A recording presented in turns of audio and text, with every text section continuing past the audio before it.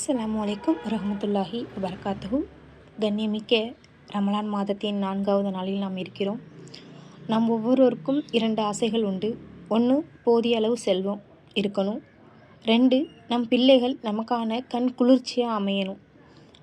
இவை வெறும் எண்ணிக்கையில் மட்டும் இல்லாமல் அதில் அல்லாவோட பரக்கத்தும் இருக்கணும். அந்த பரக்கத்தை பெற்றுத்தரும் ஒரு பொக்கிஷத்தை தான் இன்றைக்கி நம்ம என்ன செய்ய போகிறோம், பார்க்க போகிறோம். இந்த துவா ஒரு சாதாரணமான துவா இல்லை.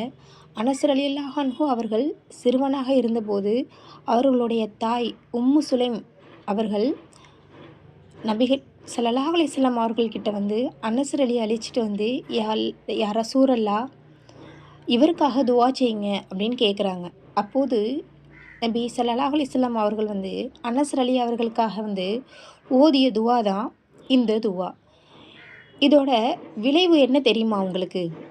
அனஸ் ரலியல்லாஹு அன்ஹு அவர்கள் கூறுறாங்க, அல்லாவின் மீது சத்தியமாக என் செல்வம் இன்று கொட்டி கிடக்கிறது. என் பிள்ளைகள் மற்றும் பேர பிள்ளைகளின் எண்ணிக்கை 100ஐ தாண்டி விட்டது. புகாரியில் இந்த சம்பவம் இடம்பெற்றிருக்கு. இந்த துவாவின் வலிமையே அதுக்கான சாட்சி. அதாவது பரக்கத்து அப்படிங்கிறது என்னென்னா, அல்லாஹ்வின் நல்லடியார்களே, செல்வம் அதிகமாக இருப்பது மட்டும் பரக்கத்தில்லை. குறைந்த வருமானம் இருந்தாலும் அதில் நிம்மதி இருக்கிறது, பிள்ளைகள் ஆரோக்கியமாக இருக்கிறதும் கீழ்ப்படிதலுடன் இருக்கிறதும் தான் உண்மையான பரக்கத்து. இந்த துவாவை ஓதும்போது அல்லாஹ் நம்முடைய வரவு செலவுகளில் நிம்மதியை தருவான். நம் பிள்ளைகளுக்கும் நம் சமுதாயத்திற்கும் பயனுள்ளவர்களாக என்ன செய்வான், மாற்றுவான். பரக்கத்து குறைவாக இருந்தாலும் அதில் மன நிறைவும் நன்மையும் கிடைப்பதே பரக்கத்து.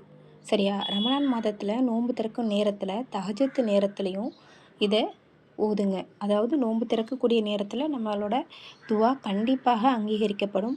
அந்த நேரத்தில் இதை கண்டிப்பாக ஓதுங்க. அப்புறம் தஹஜ்ஜத் ஷஹர் நேரத்துலையும் இன்ஷா அல்லாஹ் இந்த துவாவை ஓதிக்கங்க. அப்படி இல்லைன்னா இந்த ரமலானில் இருந்து, அதாவது இன்னையிலேருந்து ஒவ்வொரு தொழுகைக்கு பின்னாடியும் அதை உங்களுக்கு ஒரு திக்கராகவே நீங்கள் என்ன செய்யுங்க, இதை மாற்றிக்கங்க இந்த துவாவை.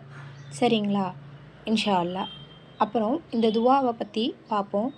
அல்லாஹும்ம அக்திர் மாலி வ அலதி ஒபாரிக் லி ரிமா அதத்தைனி. அதாவது இதோட பொருள் என்னென்னா, யா அல்லாஹ், என் செல்வத்தையும் என் பிள்ளைகளையும் அதிகப்படுத்துவாயாக. நீ எனக்கு வழங்கிய அனைத்திலும் எனக்கு பரக்கத்தையும் அருளையும் வழங்குவாயாக. அப்படிங்கிறது தான் இந்த துவாவோட தமிழ் அர்த்தம். இன்ஷா அல்லாஹ் இந்த துவாவை மனப்பாடம் செஞ்சு உங்களோட அன்றாட வாழ்வில் ஓதி வாருங்க. இந்த வீடியோ உங்களுக்கு பயனுள்ளதாக இருந்தால் மற்றவங்களுக்கும் இதை பகிருங்க. இது போன்ற இஸ்லாமிய நினைவூட்டல்களுக்கு நமது சேனலை சப்ஸ்கிரைப் செஞ்சுக்கங்க. அல்லாஹ் நம் அனைவருடைய துவாக்களையும் ஏற்றுக்கொள்வானாக. ஆமீன் ஆமீன் யா ரப்பல் ஆலமீன்.